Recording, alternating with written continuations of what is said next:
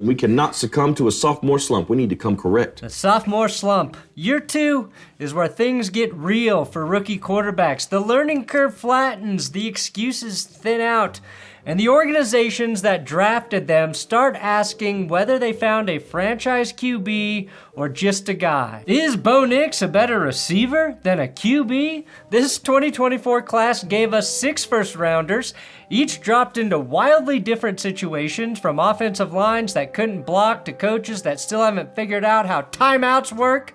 Some guys hit the ground running, some barely saw the field, but all of them now face the same question. Can my tush be pushed? Sorry, I mean, what's next? This is the true story of 6 QBs picked in the first round to find out what happens when the rookie honeymoon is over and the media starts getting real. The Real World, Chicago. I always forget, Kyle Brandt was on The Real World. Now, I'm going to go in order of how these QBs were taken in 2024 in that draft and talk about what they excelled at in year 1, where they need to get better, and whether their situation improved for this upcoming season. Now, we got a bit of whiplash last year with Caleb Williams. Originally, the 2024 Bears were billed as the best situation a number 1 overall pick has ever walked into. This is the best situation a number 1 quarterback has gone into in at least 30 years. In 30 years, Daniel? By the end of the season, we were looking at it through a completely different lens. We went from a Canon RF 1200 millimeter 8-stop lens to a dirty, blurry bifocal.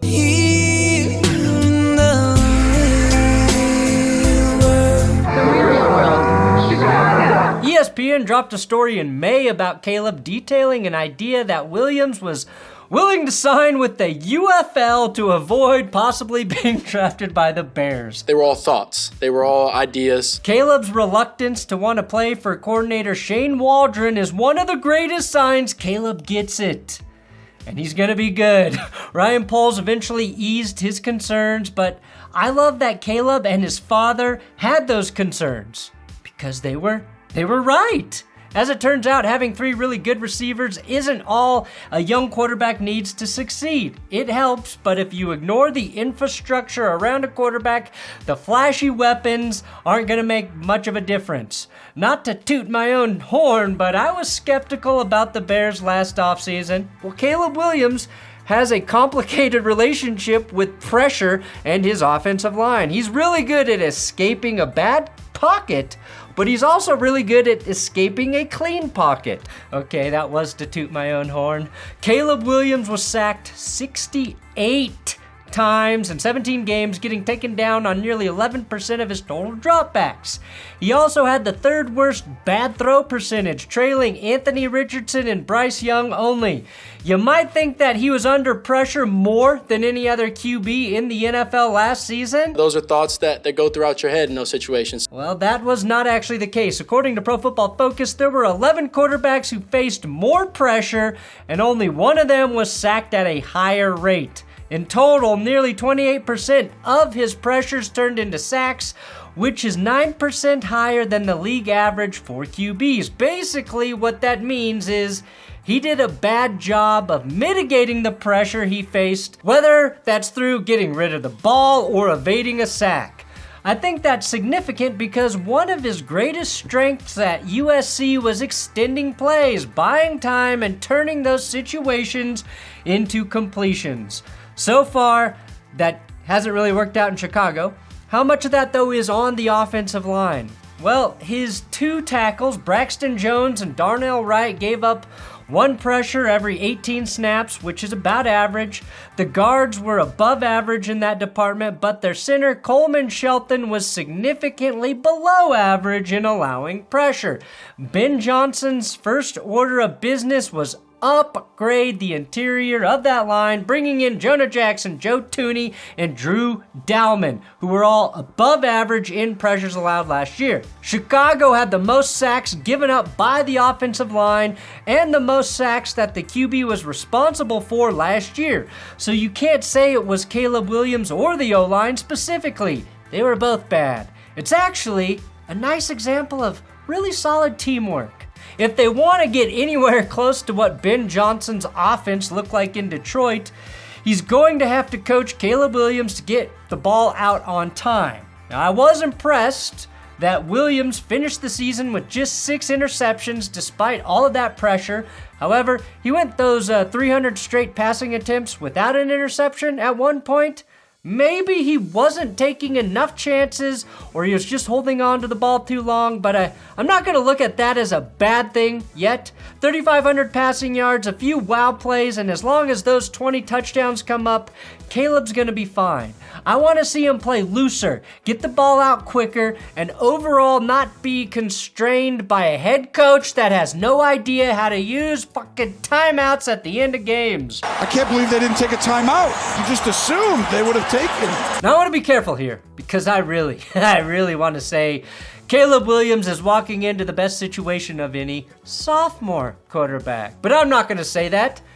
He has been given the most upgraded situation comparatively, though. Last year, the Bears purchased a new home. Everybody was excited. They looked like they were having too much fun at his lake house barbecuing, like, this is gonna be the year, baby. He's got new facial hair, and I was like, that's it, we're cooked. Turns out that home was condemned, and we had to watch the Bears gut it. This year is the rebuild. 2026 feels like the season we talk about the Bears living comfortably in that new home.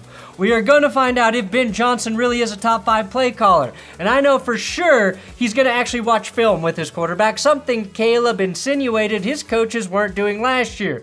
The additions of the rookie explosive receiver, Luther Burden, and dynamic pass-catching tight end Colston Loveland make up for any lack of juice the Bears may not have in their backfield. I also think we will see a big uptick in another sophomore, Rome Odunze's production in the receiving game.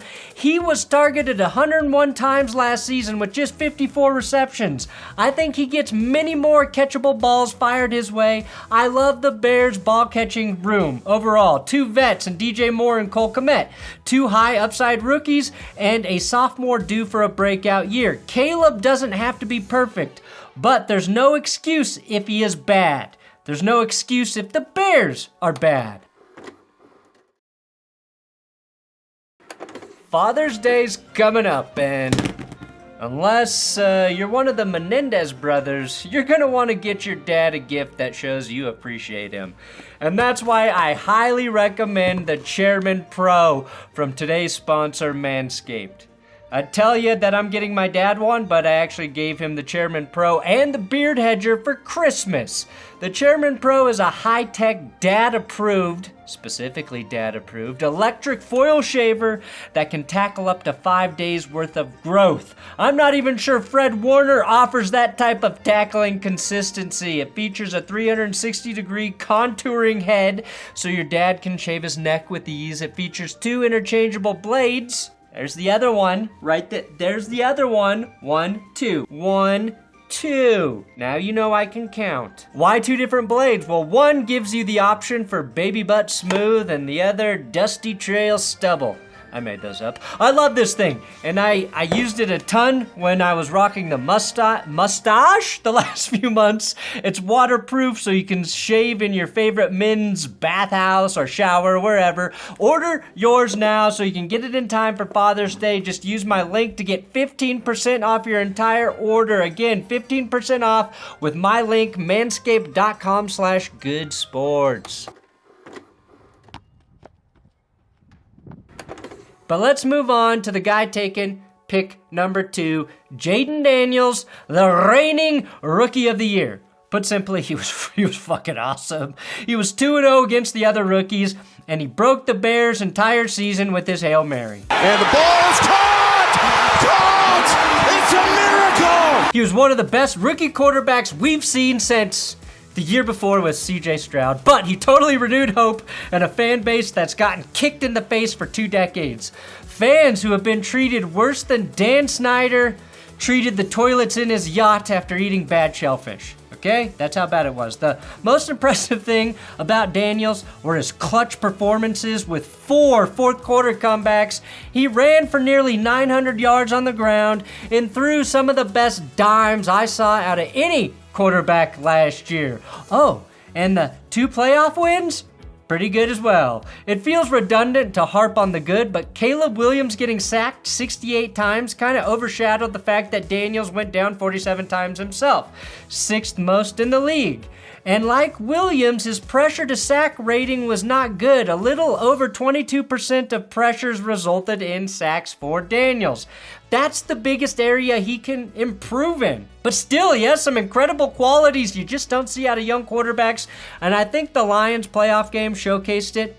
In that game, he was excellent in those situations with pressure, completing 7 out of 9 passes under heat and completing 12 of his 16 passes against the blitz. That shows me that he started to figure out that problem as the year went on, and he should only get better at it in year 2. And it sure doesn't hurt that he now has Laramie Tunsil protecting him at left tackle, a rookie first-round tackle in Josh Connerly, and a new weapon in Deebo Samuel, who can actually just be average Deebo and still add a lot to an already hard-to-stop offense. Jaden is the Ferrari in that group, but he's got an army of reliable Toyotas right there with him. Maybe one Lexus and Terry McLaurin. So much of how good the Commanders are in 2025 depends on their defense. They were slightly above average last year, which is better than most predicted. 12th in sacks, 15th in points allowed, and 13th in yards. I trust Dan Quinn to keep evolving them into a good defense, and they need that to compete with Philly. A big concern for Jaden entering the league was actually his ability to stay healthy. The knock on him coming out of LSU was that he took too many hits when running the ball. I mentioned the high sack rate, and I'll be monitoring his ability to avoid bad hits. He was mostly pretty good at that last year, but did suffer a rib injury week 7 against the Panthers, and it took a few weeks before he looked right again. If he stays healthy, I don't think we're going to see much of a sophomore slump from Jaden. More of the same, and probably an uptick in his passing numbers and maybe a slight downtick in rushing. How about Drake May? Who didn't get his first start until week 6. Draketh May, 15 TDs, 10 picks, 3 wins, 9 losses. May was not in a good situation, and I'm not really concerned about his win-loss record, but I think the hype train has gone a little too far this offseason. Here's what ESPN's Ben Solak said about May in a predictions article just a few days ago. Jaden Daniels had a historically productive rookie quarterback season. The Commanders fan base and team brass should feel confident and inspired about the future of the position. However, I'm still as, if not more, impressed by how well Drake May played on that terrible Patriots offense last season. But here in the real world, Mayday! Mayday! Ineligible man glazing. No, that is not an accurate voice for Ben Solak, but that's what I did. Let's calm down a little bit. I know May was in a vastly different situation than Daniels last year, but Daniels also joined a 4-win team from 2023. Let's not forget about that shit just because he brought them to within a game of the Super Bowl. Daniels elevated the situation around him considerably. That said, May's offensive line was a travesty. One of the main reasons he wasn't on the field to start the season. His pressure to sack rating was a little better than Daniels and Williams, but still not great. The team around him did get better this offseason, starting with a massive upgrade at head coach in Mike Vrabel. 2 new tackles, and Stephon Diggs, the same guy who accelerated Josh Allen's rise, albeit 5 years ago. You could also say Stephon Diggs, the same guy who stunted CJ Stroud's growth in year 2 by getting hurt. Not fair, maybe not an accurate thing to say, but you can say whatever the fuck you want. This is America! For now, at least. Last year, we talked about 2 high safeties a lot, right? Because it's the thing that slowed down Patrick Mahomes' air assault. Drake May was actually 3rd best against that coverage of any quarterback in 2024. One thing working in May's favor is that he completed 66.6% of his passes, a very clear signal to the Dark Lord himself that evil is back in New England. May's most insane play was this wild game-tying touchdown against the Titans with no time left on the clock. The play extension is elite, even if the Titans were stupidly just rushing 3 down linemen. The throw was a prayer, or shout out to the devil if you will, and it was caught. May deserves all the flowers for that play and a few others he had like it, but with the game on the line in overtime on 1st and 10, he goes for the home run and throws a pretty bad interception to take the L. And just like his entire season, there were some great but also some bad flashes from Drake May. May has plenty of highlight plays that will get you excited. Hitting this shallow crosser on 3rd and 7 in the face of a safety blitz, a very veteran throw. He's got moxie, a little Mahomes or Josh Allen-like confidence to improvise and shovel a pass into the end zone. For me, this all boils down to his play caller, Josh McDaniels. Drake has the tools, and now he will be coached by the biggest tool the NFL's ever seen. That's probably a good fit. Personally, I believe Josh McDaniels is a very average offensive coordinator whose entire career was carried by Tom Brady. This is his last chance to prove me wrong. Let's just hope Drake May likes to drink. Well, when you take a young quarterback, it's more like a cup. You got to put some stuff in his cup, and when it gets to the top, you got to stop. The Patriots might actually finish second in the AFC East. That's because I'm not high on the Jets or Dolphins. But May will be better statistically. Call it 26 to 28 touchdowns, 13 picks, and like Caleb, feels like May is poised for a breakout year in 2026 once all of the new additions in New England find their identity. Even though all the change for the Patriots is positive, needs a little time to marinate. Outside J.J. McCarthy, who never touched the field because of his torn meniscus, the smallest sample size we saw out of any of the rookie quarterbacks was from Michael Penix. We only got a small Penix, the surprise 8th pick of the 2024 draft. My New Year's resolution is to take in more Penix in 2025. Give me a healthy dose of Penix, okay? It was really hard to glean much from 105 passes where he completed under 60% of his throws for 3 touchdowns and 3 picks. 2 of those games went into overtime and the Falcons lost both of them, 1 to Jaden Daniels and 1 to Bryce Young.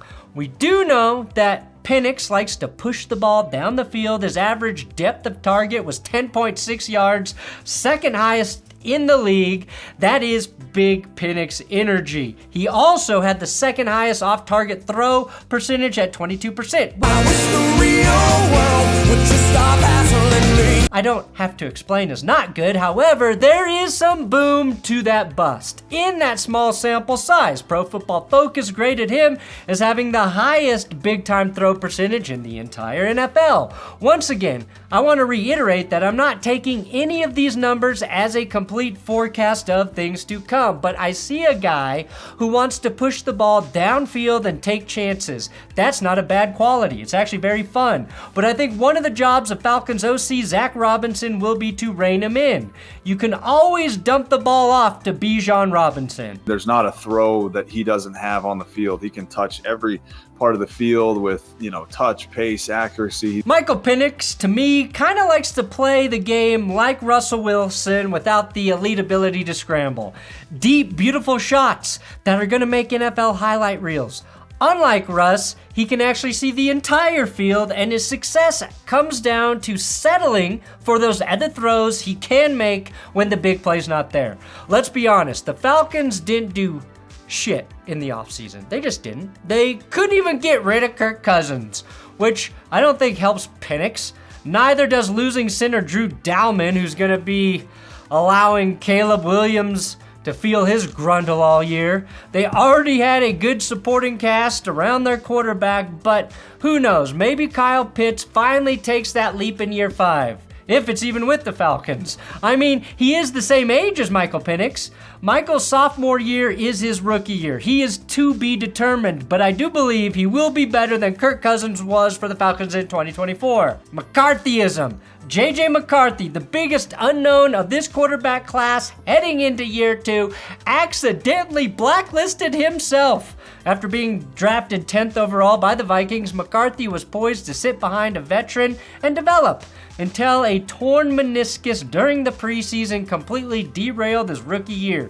He didn't take a single snap in the regular season, making him the only first-round quarterback from 2024 to not play in any capacity. But before the injury, we got a small taste of what McCarthyism might bring to this country.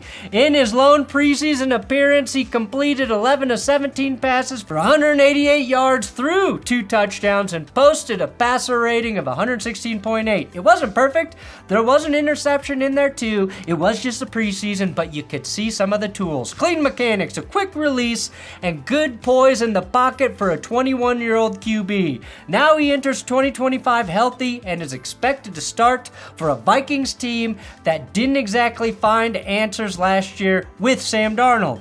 I've never seen a team lose so much credit for being really, really good like the Vikings for simply losing 2 games. Their 14-3 record rendered fucking meaningless because they scored just 9 points in 2 consecutive games to the Lions and to the Rams. The same 2 teams they lost to in back-to-back weeks in October. In the real world.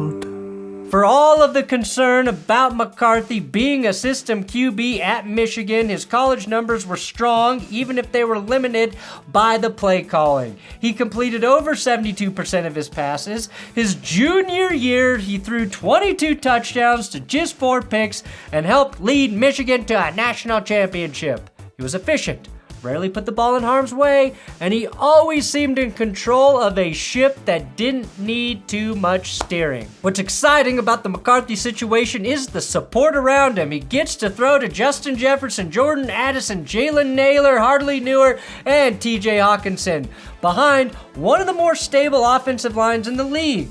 The structure is there for him to succeed under Kevin O'Connell. Tackle Christian Darrisaw will return from injury, and they brought in guard Will Fries and center Ryan Kelly to address their issues on the interior of that line. Plus, they scooped up 49ers running back Jordan Mason, an under-the-radar move that I think could really help McCarthy. The question is whether a full year away from live action slows his development or simply sharpened his mental game. It was an ultimate blessing because, it's just such a time of stillness where you really get to reflect and introspect and find a routine, especially early on, and it gets huge for young guys to find that habitual routine that they can rely on. JJ is the biggest question mark of this draft class, but also maybe has the highest ceiling left to unlock. With no film to pick apart, no bad habits exposed at the pro level, we're basically starting from scratch.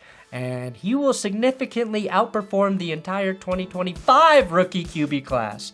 Caleb Williams wanted to play for Kevin O'Connell, but JJ actually gets to learn under the Coach of the Year. They were all thoughts. They were all ideas. Shoot some skeet, do all that fun stuff. All right, last but certainly first, His Excellency Bo Nix. Bo struggled mightily in his first 2 games against stiff competition before throwing 29 touchdowns and 8 picks in his final 15 games after he really started to figure it out.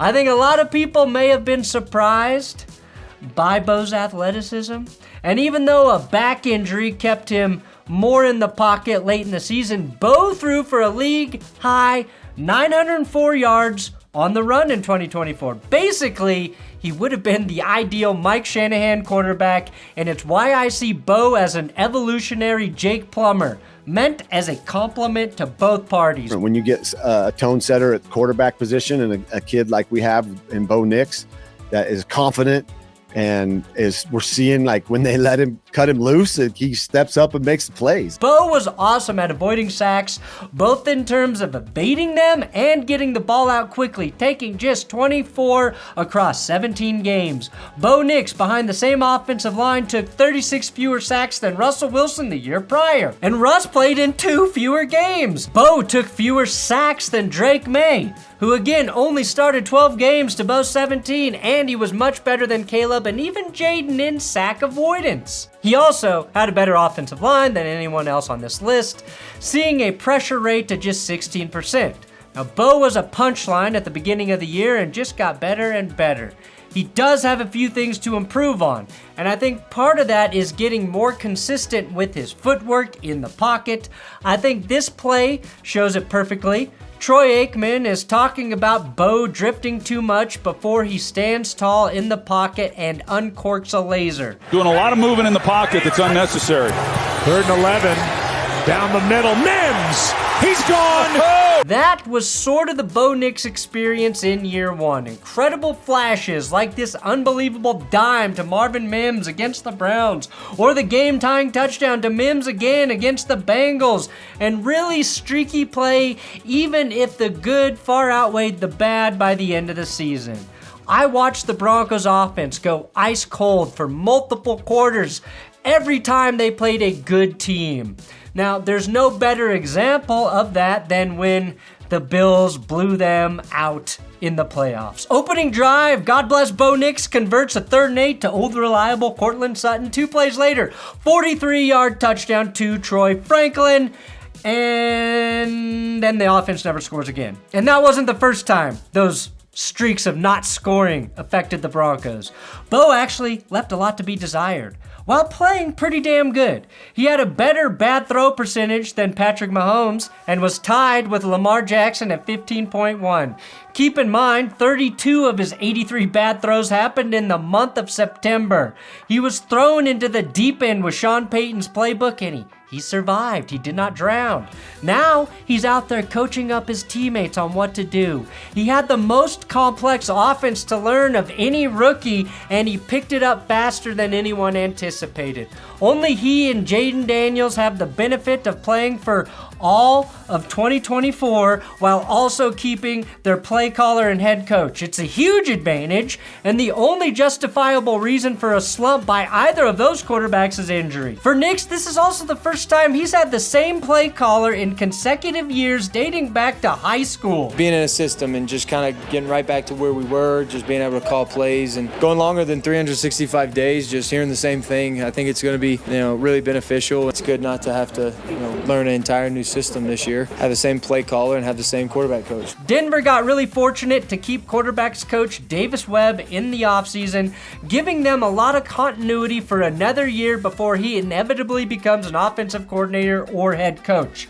That's with having the 4th fewest turnover-worthy plays as well by any quarterback last season. Denver did get better this offseason. I think they found an excellent safety valve in free agency with Evan Ingram and another one with running back RJ Harvey in the draft. I also think Marvin Mims is going to keep improving after Peyton learned how to best use him late in the season. And if Nix and Troy Franklin ever get on the same fucking page, watch out. And maybe they drafted Pat Bryant earlier than anybody imagined, but maybe, just maybe, he's exactly the receiver Sean Payton wants in that offense. It doesn't get talked about much, but Bo was working with an anemic running game that he had to carry for most of 2024. If that improves, and it basically can't get worse, the Broncos are going to be in really nice shape. All that said, what I really believe is this. Bo Nix is going to put up slightly better numbers, and the offense as a whole improves moderately. They go from 10th in points per game to 7th, which is where Philly was. Nix hops from 29 passing touchdowns to 31 or 32, and his picks drop from 12 to 10, and the Broncos are a wild card team again. But at least they lived up to expectations. Thanks for watching That's Good Sports. Please subscribe here on YouTube. We'll be thinking of football videos to do all summer. If you have great ideas, please drop them in the comments below and save me some fucking time. I don't have enough brain cells to keep coming up with shit. I don't even have enough brain cells to shit.